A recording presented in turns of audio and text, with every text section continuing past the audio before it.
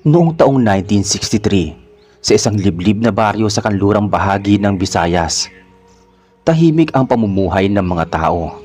Malayo ito sa bayan at halos bundok, ilog at masukal na gubat ang nakapaligid. Kadalasan, kapag may dumadaan na hindi taga roon, agad na napapansin ng mga residente sapagkat bihira ang mga estranghero sa lugar na iyon. Isa sa mga nakatira sa baryo ay si Tata Murong, isang matanda na kilala sa pagiging makwento at magaling magturo sa mga kabataan ng gawaing bukid. Malapit sa kanya si Harold, isang masipag na binata na tumutulong sa kapitbahay tuwing may gawain sa palayan. Sa kabilang dulo ng baryo nakatira si Belinda, isang dalagang tahimik ngunit matulungin. Kasama ang kanyang matalik na kaibigan na si Gracia, na kilala sa pagkakaroon ng matalas na pakiramdam sa mga bagay na hindi pangkaraniwan. Si Aling Nita naman ang ina ni Joya, isang masayahing dalagita na laging kasama ng mga kaibigan sa pagtulong sa mga matatanda. May isa pang kilala sa baryo, si Mang Murad, isang mangingisda na mahilig magkwento tungkol sa mga nilalang na di umano'y nakita niya sa laot. At si Yana, isang tahimik na babae na madalas mag-isa sa may ilog, ay kilala din bilang magaling maghabi ng banig. Sa lugar na iyon, sanay na ang mga tao sa mga kwentong kababalaghan. May nilalang sa gubat, mga kakaibang liwanag sa gabi, at mga ingay na walang pinagmumulan. Ngunit isang araw, dumating ang isang estranghero na nagpabago sa takbo ng kanilang buhay. Maagang umaga noon nang mapansin ni Harold ang isang lalaking papalapit sa baryo. Matangkad, matipuno at may maamong muka. Nakasuot siya ng simpleng puting kamisita at may dalang lumang kahon ng mga gamit pang karpentero. "Magandang umaga, iho. Saan ka pupunta?" tanong ni Tata Murong habang nakaupo sa lilim ng puno ng mangga. Bagyang ngumiti ang lalaki. Ako nga po pala si Doktor.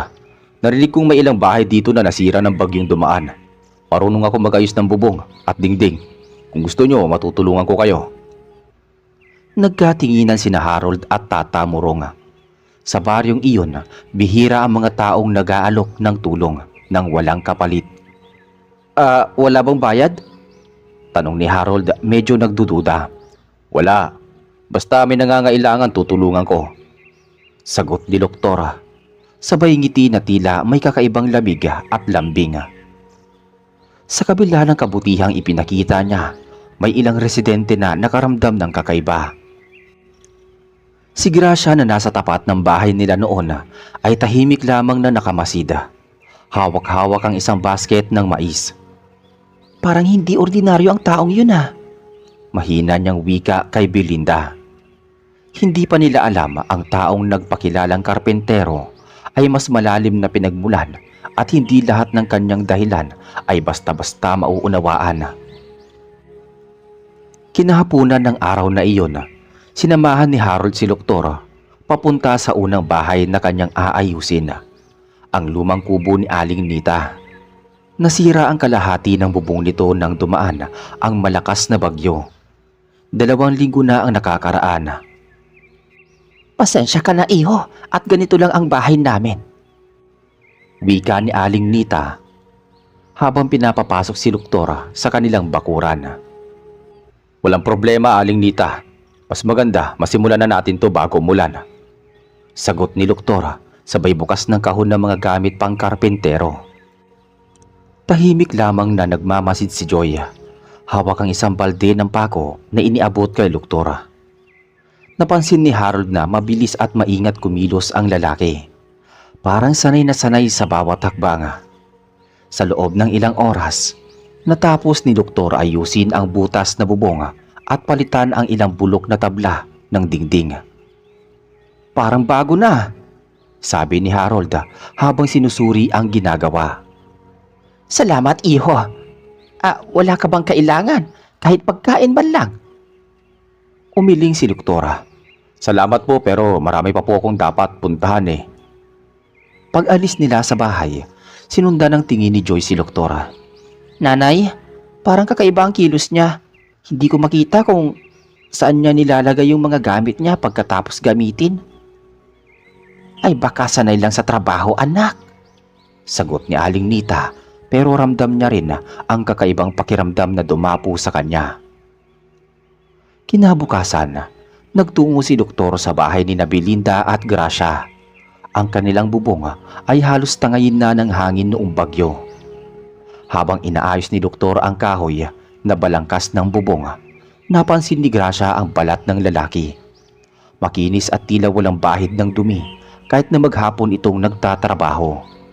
Belinda, tignan mo yung braso niya, parang hindi tao. Bulong ni Gracia habang nagbabalat ng mais sa gilid. Baka naman pinagpala lang siya sa katawan. Sagot naman ni Belinda, bagamat bakas din sa kanyang muka ang pag-aalinlangan. Mabilis natapos ang gawain at muli walang tinanggap si Doktora na kahit na anong kapalit ng kanyang tulong. Pagdating ng gabi, nagkumpul ang ilang residente sa bahay ni Tata Murong upang mag-usap tungkol sa bagong dating na karpentero. Mabait naman siya, sabi ni Mang Murag habang umiinom ng kape. pero hindi ko makita kung saan siya natutulog o kung saan siya nakatira. Dagdag pa nito, yun nga ang naisip ko eh. Araw-araw ko siyang nakikitang may inaayos na bahay, pero kapag hapon na bigla na lang siyang nawawala. Sagot naman ni Harold. Tahimik na sumabat naman si Gracia. Hindi lang basta-basta ang taong yan. May nararamdaman akong kakaiba sa kanya. Hindi pa tuluyang lumipas ang mga araw, ngunit ang kabutihang ipinapakita ni Doktora ay unti-unti ring sinusundan ng mga tanong na walang kasagutan. At habang dumarami ang bahay na kanyang naaayos, mas lalo ring dumadami ang nakakaramdam ng misteryo sa kanyang katauhan. Makalipas ang 3 araw, mas marami pang bahay ang naayos ni Doktora. Halos lahat ng residente sa baryo ay natulungan na niya. Mula sa pagpapalit ng bubong hanggang sa pagkukumpuni ng mga dingding at sahig. Ngunit kahit sa dami ng kanyang ginawa, wala pa rin nakakaalam kung saan siya natutulog o kung saan siya galing.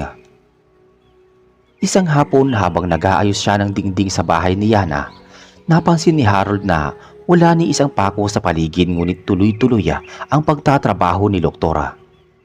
Lumalapat ng maayos ang mga tabla, mahigpit at pantay na para bang hindi na kailangan ng pako o martilyo.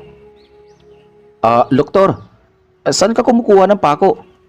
Tanong ni Harold habang nakatayo sa gilid. Bahagyang ngumiti si Doktor at sumagot. Basta may paraan. Hindi lahat kailangan makita para makagawa. Hindi na siya muling nagtanong pa. Ngunit ang sagot na iyon ay tumatak sa kanyang isipan. Kinagabihan, habang naglalakad pa uwi si Harold mula sa bahay ni Yana, nadaanan niya si Gracia sa may gilid ng ilog. Yana! Mahina ngunit matatag ang boses ni Gracia. Sinundan ko si Doktor kanina matapos siyang umalis dito sa baryo. Akala ko pupunta lang siya sa kabilang pook, pero bigla na lang siyang nawala sa gitna ng gubat. Wala man lang bakas ng yapak. Sabi ni Gracia. Napatingin si Harold sa dilim ng gubat. Sigurado ka ba doon? Sabi niya. Tumango si Gracia. Hindi ako pwede magkamali. Parang nilalang siya na hindi galing sa mundong ito. Kinabukasan, nagpasya si Harold na obserbahan si Doktor ng palihim. Nagkunwari siyang tutulong sa ginagawa nito sa bahay ni Mang Murad. Ngunit ang totoo, tinititigan niya ang bawat galaw ng lalaki. Doon niya napansin ang isa pang bagay. Kahit tirik ang araw at mainit, hindi lumalabas ang pawis sa balat ni Doktora. Nang matapos ang trabaho, lumapit si Mang Murad at nagpasalamat. Maraming salamat, Doktor. Kung wala ka, baka abutin pa ng ilang buwan bago maayos ang bahay na to. Walang anuman, Mang Murad.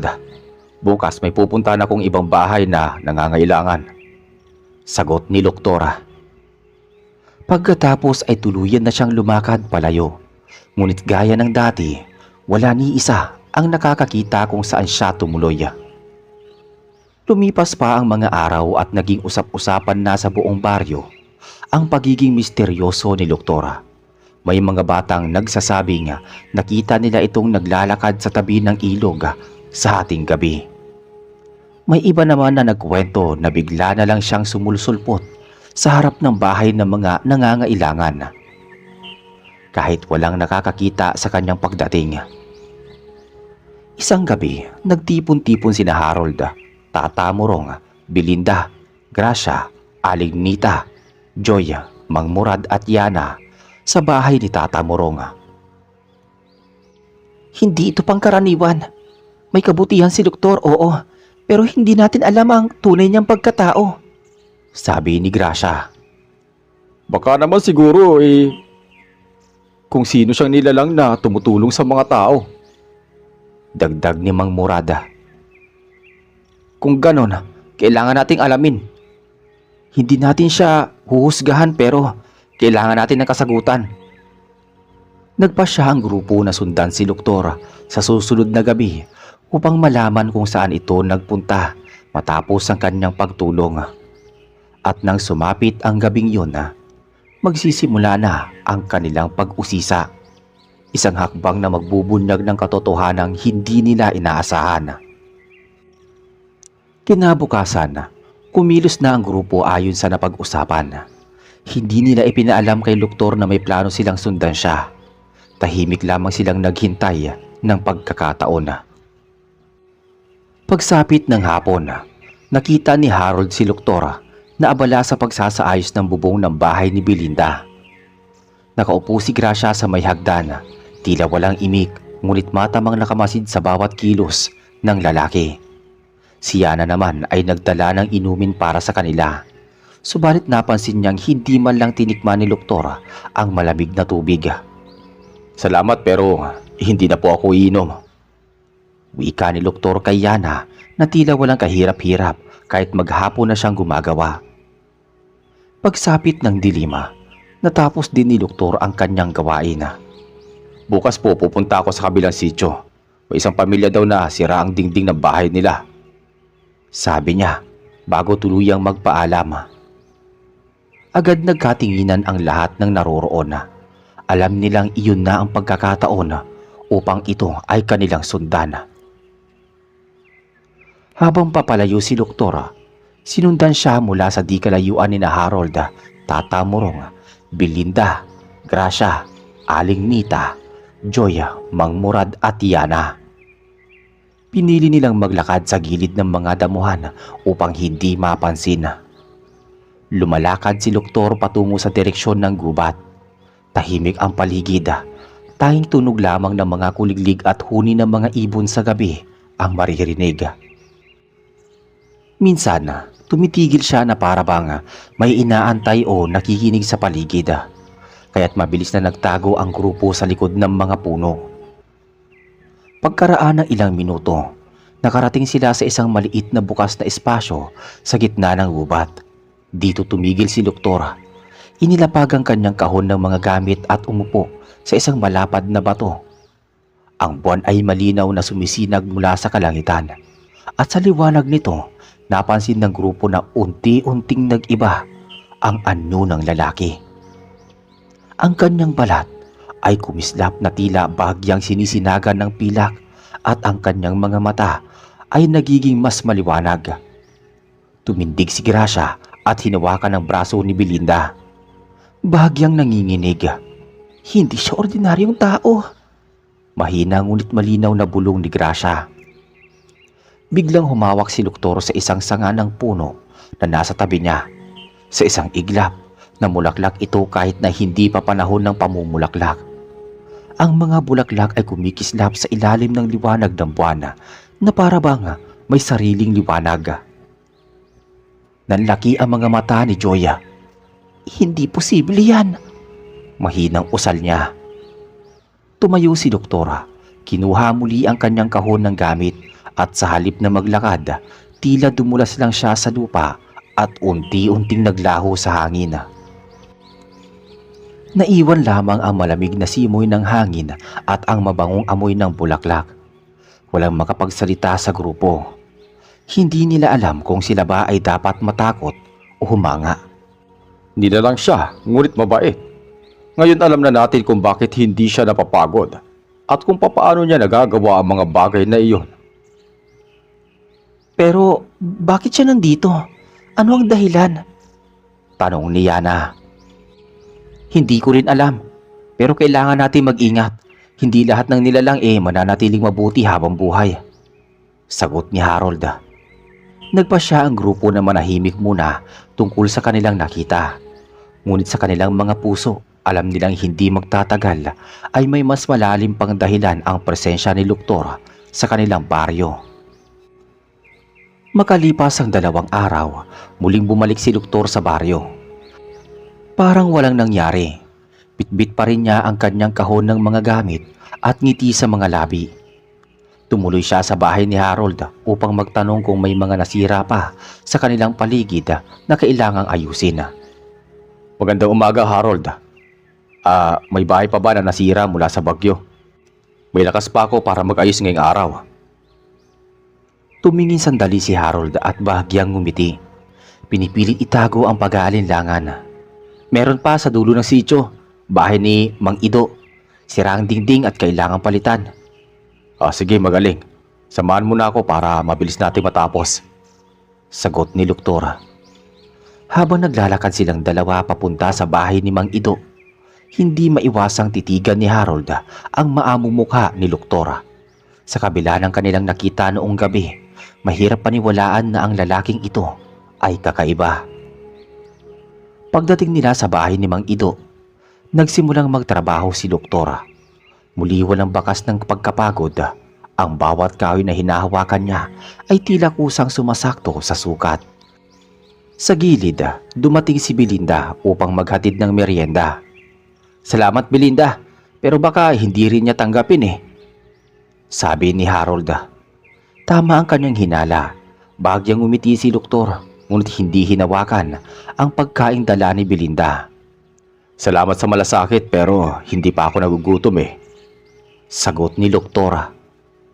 Nang matapos ang trabaho, biglang humiwalay si Luktor sa kanila at sinabing may pupuntahan siya at hindi siya hinabol ni Harold at Belinda. Ngunit sa loob ng isipan ng dalawa, malinaw na bumalik ang mga tanong sa kanilang isipan. Kinagabihan, tahimik na lumapit si Gracia sa bahay ni Harold. Kailangan natin mag-usap. Kanina habang pauwi ako galing sa ilog, nakita ko si Luktor sa ilalim ng malaking puno ng balite. May kausap siya, pero wala akong nakikitang tao sa paligid. Umupo si Harold at pinakinggan pa si Gracia. Anong sabi niya? Hindi ko malinaw na narinig lahat Pero may binanggit siyang panahon at pangako. Parang may hinihintay siya na mangyayari. Sabi pa ni Gracia. Kinabukasan nagpasya si Harold na lumapit kay Luktor.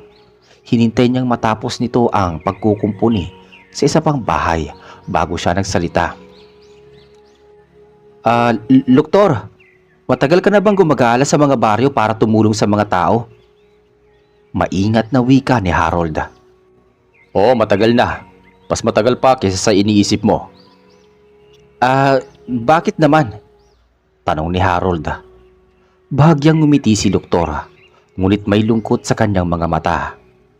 May mga bagay na hindi pa panahon para sabihin. Ngunit kapag dumating ang oras, malalaman mo rin. Sabi ni Luktor. Bago pa makapagtanong muli si Harold, bumaling na si Luktor sa kanyang trabaho. Iniwan niya si Harold na mas lalong nagtatanong sa sarili kung ano nga ba talaga ang tunay na dahilan ng presensya ng nilalang sa kanilang baryo. Samantala, si Joy na noon ay naglalaro sa may bakuran ay nakarinig ng kakaibang tunog mula sa direksyon ng gubat. Tila mababang ugong na nagmumula sa ilalim ng lupa. Lumingon siya at sa di kalayuan, nakita niyang papasok doon si Luktor. Bitbit pa rin ang kanyang kahon ng gamit. Tahimik lamang na sinundan ni Joy si Luktor. Maingat ang kanyang bawat hakbang upang hindi makalikha ng ingay. Dumaan siya sa makapal na damuhan at sumiksik sa pagitan ng mga punong kawayan. Habang palalim sila sa gubat, mas lalo niyang naririnig ang mababang ugong. Parang may humuhuni mula sa ilalim ng lupa. Minsan ay huminto si Doktora at tinitignan ang paligid para bang may inaabangan. Tuwing mangyayari iyon, mabilis na nagtataas ng dahon itong si Joy upang matakpan ang sarili. Ilang minuto pa ang lumipas bago sila makarating sa isang bahagi ng gubat na hindi pamilyar kay Joy. Doon ay may isang napakalaking puno ng balite na ang ugat ay nakalabas at tila kumakapit sa lupa na parang kamay. Sa ilalim nito ay may maliit na butas na halos hindi kasya ang tao. Ngunit lumapit si Doktor at ipinatong ang kanyang kahon ng gamit. Ibinuka niya ang kanyang mga palad sa ibabaw ng butas at biglang kumislap ang lupa na para bang may liwanag na nagmumula sa ilalim. Dahan-dahan ang maliit na butas ay naging parang pinto na gawa sa sinag ng buwan. Nanlaki ang mga mata ni Joy at napahawak siya sa kanyang bibig para hindi mapasigaw. Mula sa loob ng liwanag ay may lumabas na malamig na simoy ng hangin. May halong samyo ng mga bulaklak. Mula sa liwanag ay lumitaw ang isang nilalang na nakasuot ng mahahabang kasuotan at kulay pilak. Hindi maaninag ni Joy ang buong mukha nito, ngunit malinaw na hindi ito karaniwang tao. Lumapit ang nilalang kay Doktor at may binulong sa kanya. Hindi narinig ni Joy ang mga salita, ngunit nakita niya ang pagtango ni Doktor bago ibalik ang kahon na gamit sa kanyang kamay. Muling lumiit ang liwanag at nagsara ang butas na para bang walang nangyari. Matapos nun, umalis si Doktor, ngunit nananatili si Joy sa kanyang pinagtataguan. Hinihintay na tuluyang lumayo ang lalaki bago siya bumalik sa baryo.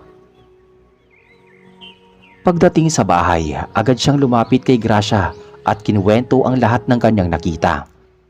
Tahimik lamang na nakikinig si Gracia, ngunit halata sa kanyang muka ang pagkakabahala. Joy, hindi mo pwedeng sabihin ito kahit kanino pa. Kung totoo ang nakita mo, masyado malaki ang kinasasangkutan ni Doktora. Kinabukasan, nagtipon muli ang grupo sa bahay ni Tata Morong. Doon kinuwento ni Joy ang kanyang nakita. Sa kabila ng babala ni Gracia, lalong tumindi ang kanilang pagdududa at pangamba. Kung ganito, mas dapat nating alamin kung ano ang pakay niya sa baryo. Hindi pwedeng maghintay lang tayo. Pero paano kung may masamang mangyari sa atin? Tanong ni Yana. Tumingin si Belinda sa kanila. Hindi na mahalaga kung mabait siya ngayon. Ang tanong, hanggang kailan? Matapos ang mahabang pag-uusap, nagpasya silang sundan muli si Doktor sa susunod na gabi. Ngunit sa pagkakataong yun, buong grupo na ang lalahok. Gabi ng sumunod na araw, nagtipon sina Harold, Tata Morong, Belinda, Gracia, Aling Nita, Joy at Mang Murad, pati si Yana sa likod ng bahay ni Harold.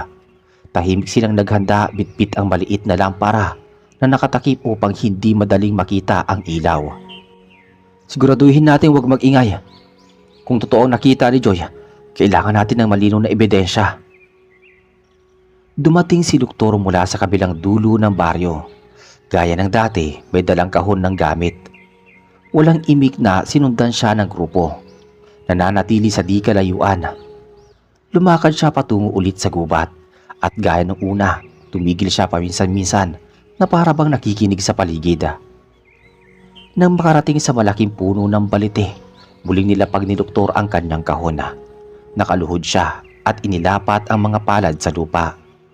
Unti-unting sumiklab ang liwanag mula sa maliit na butas sa ugat ng puno at muling bumukas ang pinto na gawa sa sinag ng buwan. Nagtago ang grupo sa likod ng mga punong nasa gilid. Kita nila ang paglabas ng parehong nilalang na nakita ni Joy. Ang kasuotan nito ay kumikislap sa ilalim ng liwanag at mula sa layo ay tila may kaunting musika na sumasabay sa paggalaw ng hangin. Doktor, malapit na ang itinakdang panahon. Wika ng nilalang, malinaw ang boses kahit malayo. Tumingin si doktor sa kausap. Naintindihan ko, ngunit kailangan ko pang kaunti ng oras dito. Marami pang bayang dapat ayusin. Hindi mo pwedeng labagin ang hangganan. Kapag lumampas ka ng takdang oras, ikaw ang magbabayad ng kabayaran. Wika ng nilalang. Tahimik na nakamasid ang grupo. Bawat isa ay pilit na hinuhulaan ang kahulugan ng kanilang naririnig. Hindi nagtagal ay muling nagsara ang pinto ng liwanag at naiwan si doktor na nakatingin sa lupa bago niya binuhat ang kanyang kahon at nagsimulang lumakad palayo. Nagpa siyang bumalik sa baryo ang grupo nang hindi nagpapakita. Nang makarating sila sa bahay ni Tata Murong, agad nilang pinag-usapan ang kanilang nakita. May malinaw ng patunay. Hindi lang siya basta nilalang. Meron siyang misyon dito. Pero anong hangganan ang tinutukoy niya? Tanong ni Yana. Hindi natin alam. Pero kung may takdang panahon, ibig sabihin, may magaganap kapag natapos yun. Sagot ni Harold. Tahimik lamang si Joya. Iniisip ang itsura ng nilalang nakausap ni Doktora. Sa kanyang isipan, hindi iyon masamang tignan, ngunit may kakaibang bigat sa mga salita nito. Kinabukasan nagpatuloy si Doktor sa kanyang gawain sa baryo. Walang kamalay-malay na sinusubaybayan pa rin siya ng grupo. Sa bawat bahay na kanyang inaayos, mas lalo silang naguguluhan kung papaano siya magagamit ng ganitong kapangyarihan, ngunit nananatiling walang hinihinging kapalit. Isang hapon, lumapit si Harold kay Doktora habang nag-aayos ito ng sirang bubong. Kung sakaling dumating ang oras na kailangan mong umalis, babalik ka pa ba? Tanong ni Harold. Tumingin si Doktor at ngumiti ng payapa. Kapag nakumpleto ko lang dapat kong gawin, baka hindi na ako makakabalik. Pero sana magtagal pa ako rito. Sagot ni Doktor. Bago pa makasagot si Harold, lumayo na si Doktor at ipinagpatuloy ang trabaho. Naiwan si Harold na lalong nadagdagan ang katanungan sa kanyang isipan. Makalipas ang 3 araw mula nang muling masaksihan ng grupo ang kakaibang pinto ng liwanag sa gubat, nagsimula ng mga pangyayaring gumulo sa baryo. Una, isang alagang kambing ni Mang Istong ang natagpuan na wala ng buhay sa bakuran, ngunit walang bakas ng dugo sa paligid. Sumunod, 2 manok ni Aling Terya ang biglang nawala at naging mga balahibo na lamang ang naiwan sa ilalim ng kanilang kulungan. Kinagabihan, nagtipon muli ang grupo sa bahay ni Tata Murong. Nandoon silang lahat. Lahat ay halatang balisa. Hindi ito pangkaraniwang pagnanakaw ng hayop. Walang bakas ng tao. At parang nilalang lang ang may gawa nito. Wika ni Mang Murad. Hindi natin pwedeng pagbintangan ng wala tayong malinaw na ebidensya. Pero kailangan nating malaman kung anong ibig sabihin ng mga takdang panahon na naririnig natin.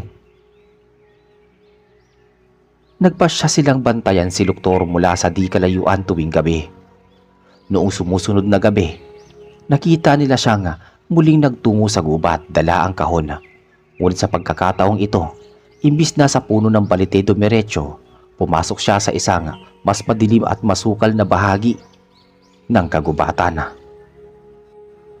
Tahimik silang sumunod, halos hindi humihinga para hindi madinig. Sa gitna ng makapal na mga puno, natagpuan nila ang isang maliit na lawang kumikislap sa ilalim ng liwanag ng buwan. Dito inilapag ni Doktor ang kanyang kahon at nagsimulang maglatag ng mga bagay na tila yari sa pilak at salamin.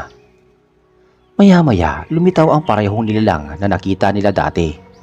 Ngunit ngayon, kasama nito ang isa pang mas matangkad, nakasuot ng itim na balabala. Doktor, 2 gabi na lang ang natitira. Ihanda mo na ang huling pinto. Wika ng mas matangkad na nilalang. Malamig ang tinig. Tumango si Doktor ngunit halatang mabigat ang loob. Kung gagawin ko to, maraming tao mawawala rito. Alam mo ang kapalit pag nagtanggi ka. Hindi ka makakabalik sa inyong mundo. Sagot ng nilalang. Halos mawala ng hininga si Joya sa kanyang narinig. Gusto niyang sumigaw ngunit pinigilan siya ni Harold. Tahimik silang umaatras, dahan-dahan hanggang makalabas sa gubat. Pagdating nila sa bahay ni Tata Murong, agad nilang pinag-usapan ang kanilang narinig. Dalawang gabi na lang? Anong ibig sabihin nun? Ulit ni Gracia. Kung tama ang hinala ko, ang huling pinto na tinutukoy nila ay ang nag-uugnay sa mundo natin at sa mundo nila. At kung maraming tao ang mawawala, ibig sabihin may dadalhin silang kaluluwa o katawan pabalik sa kanila. Sabi ni Mang Murad. Nagpasya silang gumawa ng plano para harangin si Doktor bago pa mabuksan ang huling pinto. Ngunit alam nilang magiging mapanganib ito, lalo na kung makakaharap nila ang dalawang nilalang. Kinabukasan pinuntahan ni Harold si Doktor habang ito'y nag-aayos ng bubong ng bahay ni Mang Pido. May usapan tayo. Kailangan mong magsabi ng totoo, sabi ni Harold. Tumingin si Doktor at bahagyang ngumiti, ngunit halata ang lungkot sa kanyang mga mata. Hindi mo maintindihan, Harold. Hindi ako ganap na tao. At kung pipigilin ninyo ako, mas malaki ang kapalit kaysa sa iniisip ninyo. Bago pa makasagot si Harold, bumaba si Doktor mula sa hubong at umalis ng walang paalam. Naiwan si Harold na mas lalong nababalisa. Kinagabihan bago pa tuluyang lumubog ang araw, nagtipon muli sina Harold, Belinda, Gracia, Aling Nita, Joy, Mang Murad at Yana sa bahay ni Mang Murong. Nagsindi sila ng lampara sa gitna ng mesa at naglatag ng mapa ng kagubatan. Minarkahan ang lugar ng balete, ang maliit na lawa at ang masukal na daanan na tinahak ni Doktor kagabi.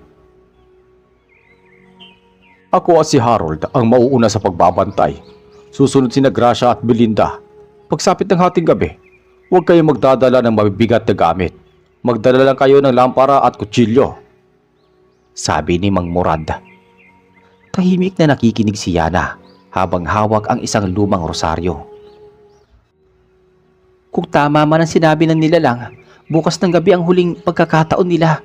Pero baka mamayang gabi may paghahanda na silang gagawin. Lumalim ang gabi at nagsimula na ang unang pagbabantay. Sina Harold at Mang Murad ay tahimik na naglalakad patungo sa gubat. Sa di kalayuan, nakita nilang muli si Doktora. May dala itong supot na tila mabigat at maingat na binubuhat. Sinundan nila ito mula sa malayo. Nang makarating si Doktor sa lawang nakita nila, inilabas niya mula sa supot ang ilang piraso ng kahoy na may ukit na simbolo. Isa-isa niya itong itinulo sa paligid ng lawa. Mula sa kawalan, muling lumitaw ang nilalang na may itim na balabal.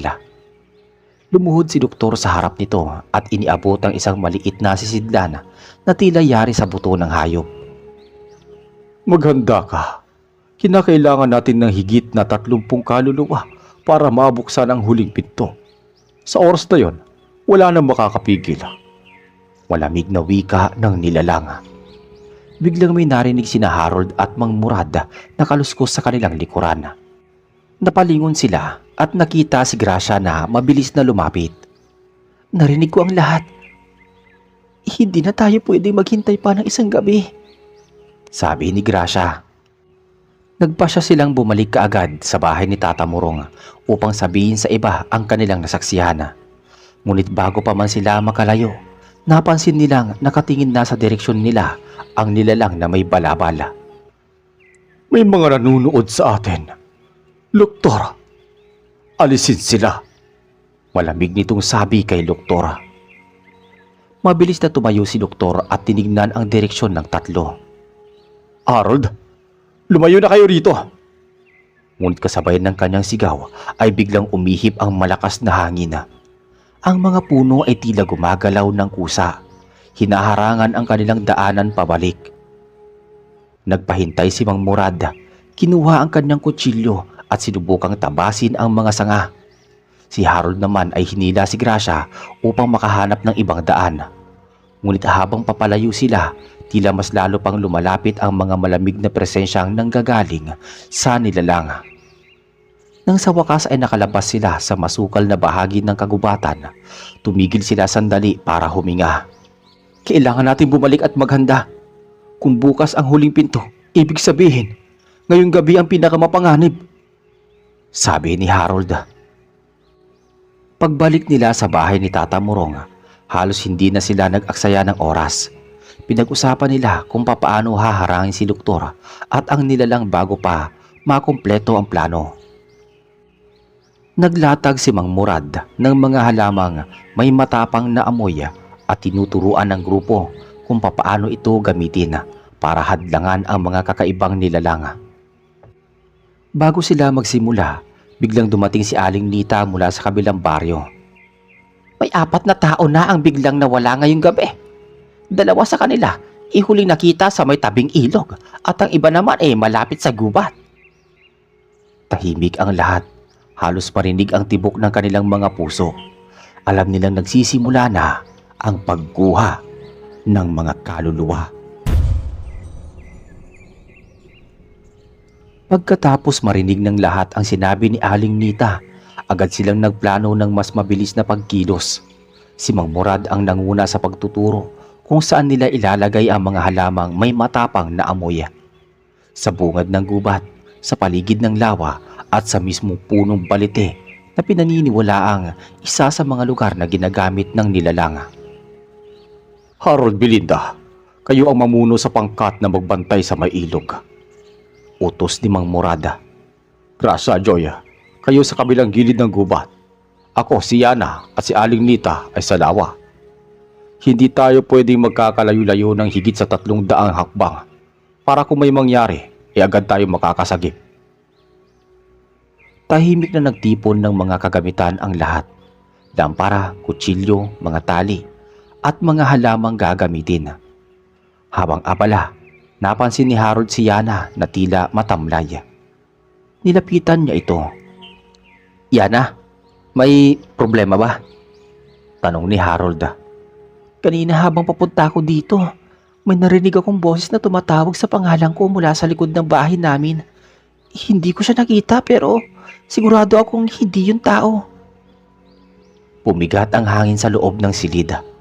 Napatingin si Mang Murad at tumigil sa ginagawa. Yana, kung ano man yon, malamang isa sa mga nilalang ang nagpaparamdam para makuha ang loob mo. Huwag kang lalapit kapag may tumatawag. Bago sila umalis, nagdasal sila ng sabay-sabay, hawak ang dala nilang gamit. Dumilim ang paligid at nagsimula na silang kumilos patungo sa kani-kanilang pwesto. Sa may ilog, tahimik sina Harold at Belinda. Tanging tunog ng agos ng tubig at huni ng kuliglig ang maririnig. Maya-maya, may dumadaan sa kabilang pampang. Isang matangkad na nilalang na balot sa telang itim. Walang malinaw na muka. Tumigil ito at tila naaamoy ang hangin bago muling naglakad papunta sa gubat. Belinda, nakita mo yon? Tanong ni Harold. Oo. Pero bakit parang wala siyang paa? Sagot ni Belinda. Samantala sa gilid ng gubat, nakarinig sina Gracia at Joy ng yapak mula sa kanilang likuran. Nang lumingon sila, si Doktor ang nakita nila. May hawak na sako na gumagalaw. Nagmamadali silang nagtago sa likod ng mga palumpong at sinubukang makita kung ano ang laman ng sako. Nang bahagyang mabuksan ito, nakita nilang gumagalaw ang 2 batang tila walang malay. Tumindig ang balahibo ni Joya at muli nang napasigaw, ngunit tinakpan ito ni Gracia. Hindi natin pwedeng hayaang madala niya ang mga batang yun, pabulong na sabi ni Gracia. Sa lawa naman, sina Mang Murad, Yana at Aling Nita ay nakatagpo ng isang bilog na yari sa bato na hindi nila nakita kanina. May mga simbolong nakaukit at nakalagay sa gitna ang sisidlan na nakita nila kagabi. Mula sa kawayan ay lumitaw ang nilalang na may balabal, kasama ang 2 matangkad na nilalang na may mahabang kuko at mapuputlang balat.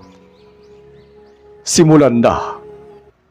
Utos ng nilalang sa malamig na tinig. Mula sa iba't ibang direksyon nagsimulang umihip ang malamig na hangin. Ang mga ilaw ng lampara ay tila gustong patayin ng hangin at ang mga halaman sa paligid ay kumikilos na parang may sariling buhay. Sa may ilog, nakita ni na Harold at Belinda na papunta sa lawa ang nilalang na nakita nila kanina. Nagmamadali silang sumenyas sa iba gamit ang paunang pagkakasunduang hudyat. 3 sunod-sunod na patak ng ilaw mula sa lampara. Nakita ito ni na Gracia at Joy na agad namang sinundan ni Doktora. Habang dinadala ang sako, tumatawid sila sa makipot na daan patungo sa lawa. Ngunit napansin ni Doktora ang kanilang presensya at biglang tumakbo. Nagsimula ang habulan sa gitna ng kagubatan. Humahalo sa tunog ng mga yabag ang mga bulong na tila nagmumula sa mga puno mismo. Sa di kalayuan, nakita ni Mang Murad ang liwanag na mula sa lampara ni na Harold. Nagsimula na. Bulong niya. Sa gitna ng lawa, nagsimulang lumiwanag ang sisidlana at mula dito ay lumabas ang malamlam na liwanag na kulay asul. Habang palakas ng palakas ang liwanag, mas naging malamig at mabigat ang hangin sa paligid. Si Harold, Belinda, Gracia at Joy ay halos sabay-sabay na dumating sa lugar. Nakita nila ang inilagay na ni Doktor ang sako sa tabi ng sisidlana. Ngunit bago pa man makalapit ang grupo, biglang humarang ang 2 matangkad na nilalang na may mahahabang kuko. Humakbang si Mang Murad, pasulong, hawak ang matalim na gulok. Habang si Yana at Aling Nita ay mabilis na kumuha ng mga halamang dala at itinapon sa harap ng 2 matangkad na nilalang. Humusok ang paligid ng dumikit ang mga dahon sa balat ng mga ito. At agad silang napaurong ngunit hindi tuluyang umatras. Harold, Belinda, bantayan niyo ang kaliwa. Sigaw ni Mang Murad. Sumugod si Harold, mabilis na umiwas sa isang mahaba at matulis na kuko na muntik nang tumama sa kanyang muka. Si Belinda naman ay naglabas ng bote na may lamang likido at itinapon sa isa sa mga nilalang. Nang mabasa ito, nag-umpisa itong mag-ungol. Tila nasusunog mula sa loob. Samantala, sinamantala ni Gracia ang pagkakataon at mabilis na nilapitan ang sako kung saan nakatali ang 2 bata. Ngunit bago pa man niya matanggal ang buhol, hinawakan siya ni Doktor sa braso at itinapon palayo. Bumagsak siya sa malamig na lupa, ngunit agad siyang bumangon. Hawak ang matalim na patalim na dala niya mula pa kanina. Hindi niyo mauubos ang oras ko. Malamig na sabi ni Doktor habang tinatakpan ng sako gamit ang kanyang katawan. Sumugod si Joy mula sa likuran, hawak ang isang piraso ng matigas na kahoy at inundayan si Doktor sa likod nito. Napasigaw ito at napatras, dahilan para makalapit muli si Gracia sa sako at tuluyang maputol ang tali gamit ang kanyang patalima. Pagkabukas ng sako, bumagsak ang 2 bata sa lupa. Mahina ngunit umiiyak. Mabilis silang binuhat ni Joy at nilayo mula sa gitna ng bilog na bato. Ngunit sa oras na iyon, nagsimulang magbago ang kulay ng liwanag mula sa may sisidlana. Mula sa asul ay naging pula. Ang nilalang na nakabalabal ay nagtaas ng 2 kamay at mula sa ilalim ng lupa ay umangat ang tila mga ugat ng puno na parang buhay. Gumagapang papunta sa mga paa ng bawat isa. Magsitabi kayo! Sigaw ni Mang Murad, sabay saksak ng gulok sa isa sa mga ugat. Naputol iyon ngunit agad ding napalitan ng bago. Si Yana ay mabilis na kumuha ng mga bote mula sa dala ni Aling Nita at itinapon ito sa may sisidlan mismo. Sa pagtama, biglang kumulog ng malakas at ang liwanag ay tila sumabog. Dahilan para mapaatras ang mga nilalang sa paligid. Ngunit hindi doon natatapos. Mula sa gitna ng lawa ay umangat ang isang nilalang na mas malaki pa at mas nakakatakot kaysa sa lahat ng nakita nila kanina. May mahahabang sungay, balat na parang yari sa abo at mga mata na nagliliwanag sa pula. Wala na kayong oras. Bulong nito na tila sabay na narinig ng lahat kahit walang gumalaw ang bibig. Muli silang nagtipon-tipon sa gitna ng kaguluhan. Si Mang Murad, Harold at Belinda ay pumesto sa harap bilang unang harang.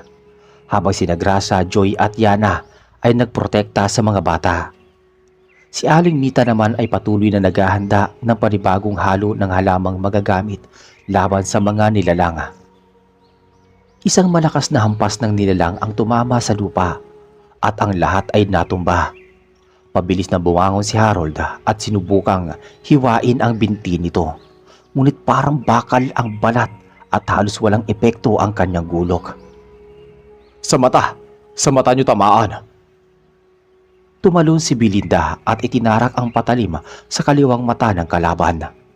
Isang nakabibinging sigaw ang lumabas dito at sa unang pagkakataon ay umatras ito ng ilang hakbang. Samantala si Doktora ay muling sumugod, ngunit ngayon ay may hawak na matalim na bagay na tila gawa sa buto. Sinubukan nitong saksakin si Gracia, ngunit hinarang siya ni Joy gamit ang kahoy na hawak. Nabasag ang kahoy at sa parehong sandali ay tinarak ni Gracia ang kanyang patalim sa gilid ng leeg ni Doktora. Umubo ng dugo si Doktora at napaatras, ngunit bago pa siya tuluyang bumagsak, ngumiti ito at nagsabi nga, Hindi niyo alam. May isa pa sa inyo. Hindi na ito nakapagsalita pa nang tuluyan siyang bumagsak sa lupa nang wala ng buhay. Ngunit ang salitang binitawan niya ay bumigat sa isipan ng lahat. Sino ang tinutukoy niyang isa pa sa mga kanila? Natigilan ang lahat matapos bumagsak si Doktora. Ang mga mata nila ay mabilis na nagkatinginan. Bawat isa'y sinusuri kung sino ang tinutukoy ng huling salita ng kalaban. Ngunit wala ng panahon para mag-usisa. Ang dambuhalang nilalang mula sa lawa ay muling sumugod at galit at tila mas lumakas habang tumatagal. Muling umatungal ito at sa lakas ng tinig ay nag-alugan ang mga puno sa paligid. Ang tubig mula sa lawa ay tila sumasayaw pataas. At mula dito lumabas ang maliliit ngunit mabilis na nilalang na parang mga aninong may mga matutulis na ngipin. Agad silang umatake sa grupo. Protektahan niyo ang mga bata. Sigaw ni Mang Murad habang pumapesto sa harap upang salubungin ang malaking nilalang. Si Harold at Belinda ay tumabi sa kanya. Sabay-sabay nilang inundayan ng saksak at hiwa ang mga binti ng kalaban. Habang si Yana ay pumipigil sa maliliit na nilalang gamit ang binubuhos na asido mula sa bote ni Aling Nita. Si Joy, hawak ang isa pang patalim, ay sumugod patungo sa likod ng dambuhala. Sa isang iglap, mabilis na ang pag-akyat sa balikat nito. Tinusok niya ang kanang mata. Isang malakas na sigaw muli ang umalingaw-ngaw at ang nilalang ay napayuko, halos bumagsak. Ngayon na! Sigaw ni Mang Murad, sabay-sabay nilang pinuntirya ang ulo ng halimaw. Si Harold sa kaliwa, si Belinda sa kanan at si Mang Murad mismo sa gitna. Sa huling hampas ng kanilang mga sandata, bumagsak ang dambuhala sa lupa. Yumanig ang paligid at ang pulang liwanag mula sa sidlana ay tuluyang naglaho. Kasabay nito ang mga maliliit na nilalang ay naglaho din. Parang usok na tinangay ng hangin. Tahimik ang paligid, ang lawa ay muling naging payapa at ang malamig na simoy ng hangin ay bumalik. Mabilis na lumapit si Gracia sa dalawang bata at siniguradong ligtas ang mga ito. Si Joy ay nakahawak sa patalim, ngunit bakas ang pagod sa kanyang muka. Si Aling